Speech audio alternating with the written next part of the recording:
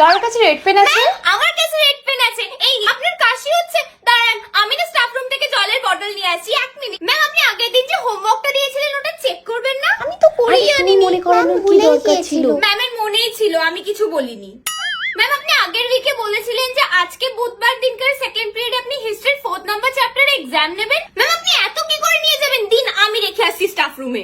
Good morning ma'am. Ma'am আজকে আপনাকে কি সুন্দর দেখতে লাগছে, matching blouse, matching sari, matching চুড়ি। আর আপনার ফ্যাশন সেন্স না ভীষণ ভালো। কালকে আপনাকে আমি শখের বাজারে দেখেছিলাম, আমি রাস্তায় রেপারে ছিলাম, আপনি কোথাও একটা যাচ্ছিলেন তাই না? ম্যাম দেখুন এরা আমার কথা শুনছে না, চুপও করছে না, আর আমি স্টার মেরে দিয়েছি যারা যারা বেশি কথা বলছে। ম্যাম আমাদের ইংলিশের সিলেবাসই তো শেষ হয়নি, নেক্সট পিরিয়ডে তো পিটির, আপনি নিয়ে নিন না। 15 মিনিট হয়ে গেল ম্যাম এখনো আসছে না। যাই গিয়ে ম্যামকে স্টাফ রুম থেকেই ডেকে আনি। আরে ছাড় না, এভাবেই ক্লাসটা কেটে যাবে। ম্যাম ম্যাম না আসলে তো মজাই হবে। তো ওদের তো শুধু ক্লাস না করার বাহানা।